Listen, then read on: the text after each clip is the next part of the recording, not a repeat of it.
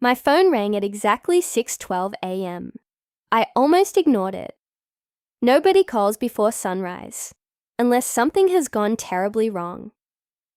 When I answered, I heard my older brother whisper just 4 words. Dad is finally gone. For a moment, the world stopped. I couldn't breathe.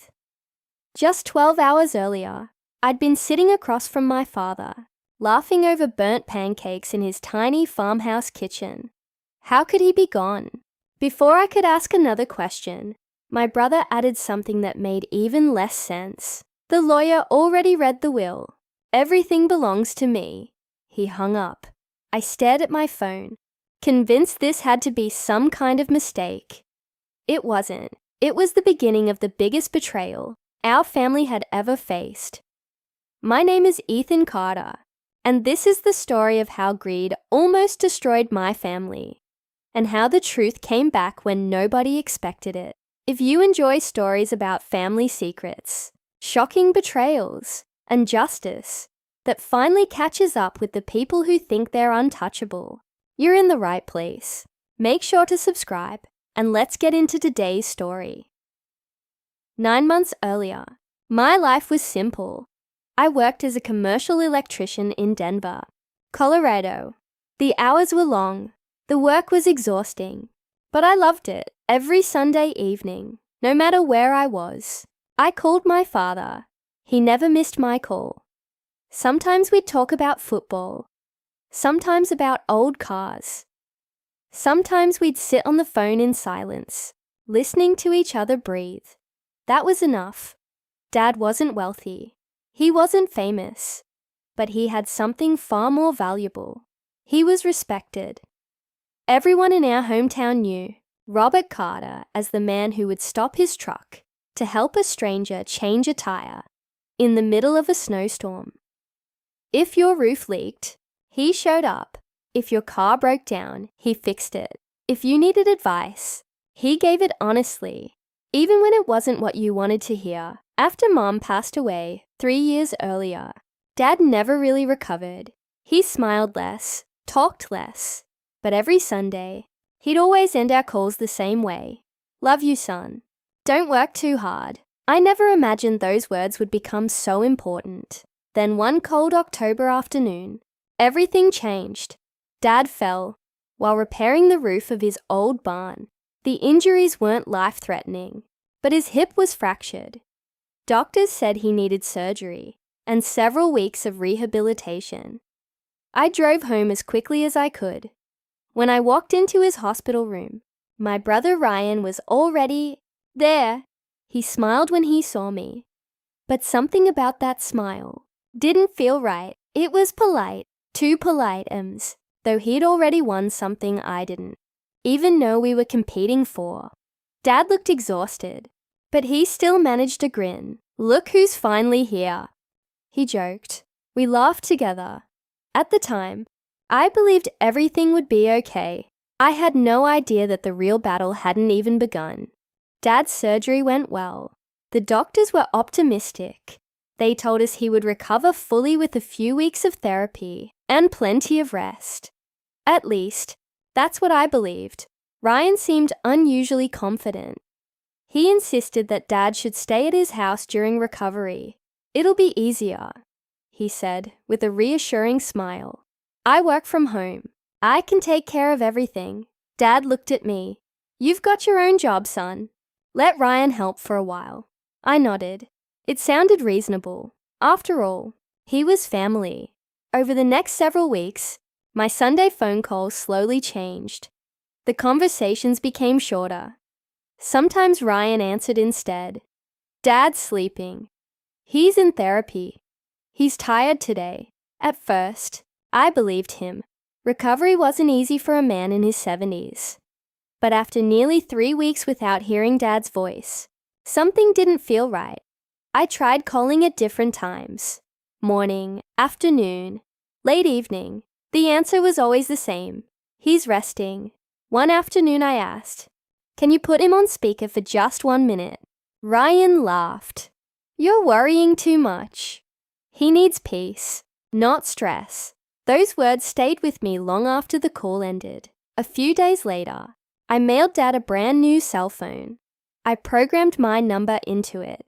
I even included a handwritten note. 3 days later, Ryan texted me, "Dad doesn't want it. He's happy with what he has." That didn't sound like my father. He loved learning new gadgets. He was the one who taught me how to use my first smartphone. The excuses kept coming, and with every excuse, my concern grew stronger.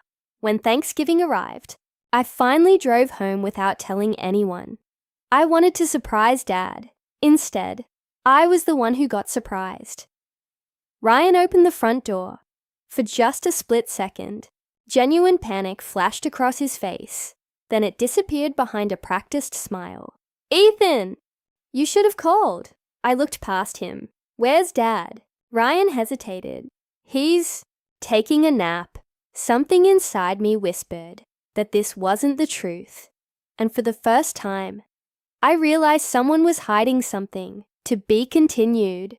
The moment Ryan closed the front door behind him, I knew something was wrong. Not because of what he said, but because of what he wouldn't let me see. "I told you," he said with a forced smile. "Dad's asleep." Glanced toward the hallway.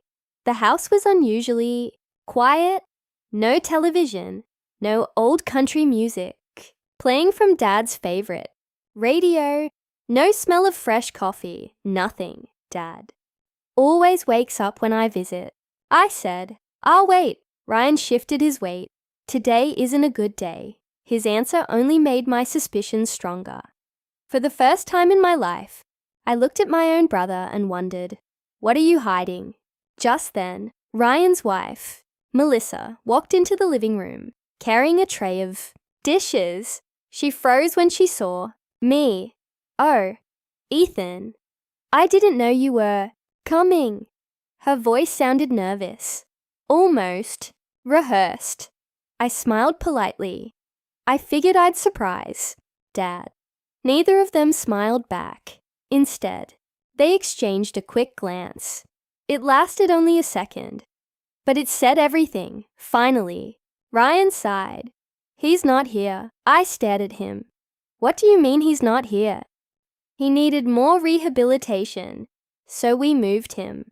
The words hit me like a punch. "You moved him? When?"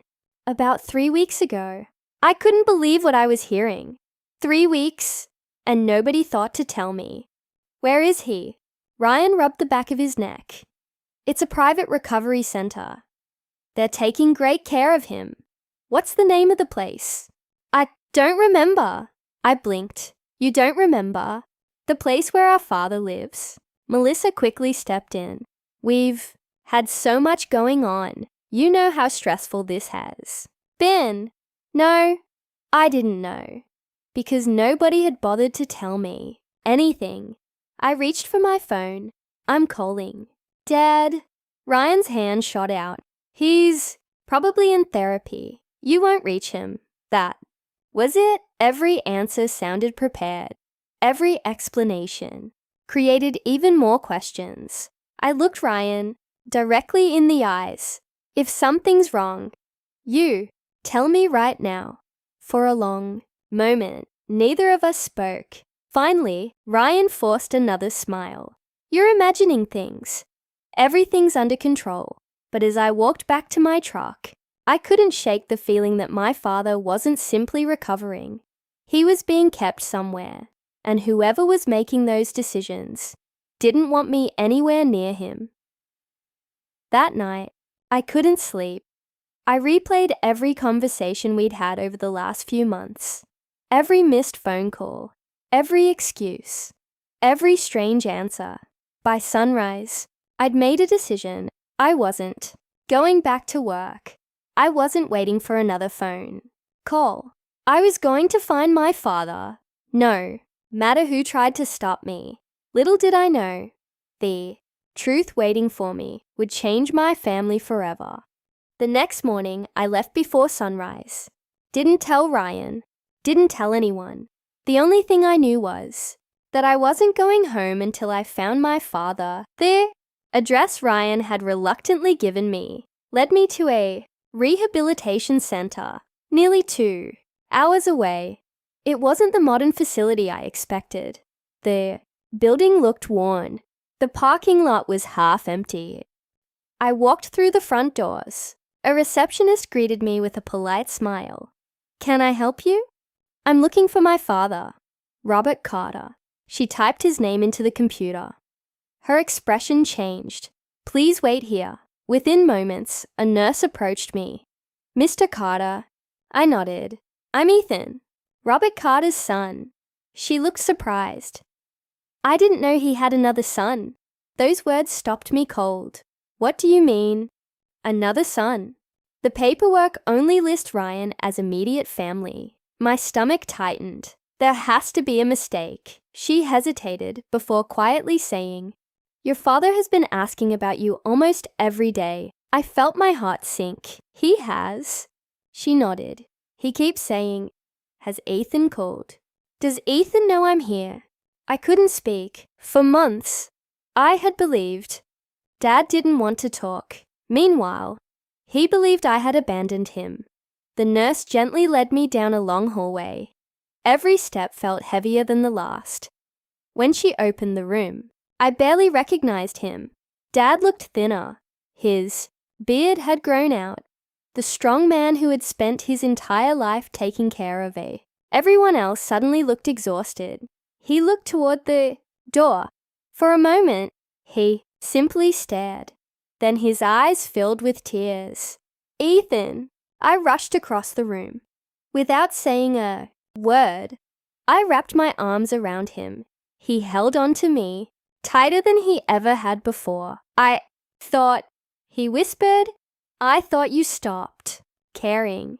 My heart shattered. "No, Dad. I've been trying to reach you for months." His eyes widened. "What?" "I called every week. I sent letters. I mailed you a phone. I even drove to Ryan's house." Dad slowly shook his head. "I never got anything." Silence filled the room. The truth was becoming painfully clear.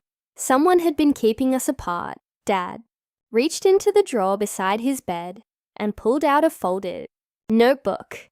"I started writing things down," he said, quietly, "in case I ever got the chance to show you." Inside were dates, names, bank withdrawals, appointments, and conversations he could still remember. Each page revealed another piece of the puzzle. The deeper I read, the more unbelievable it became.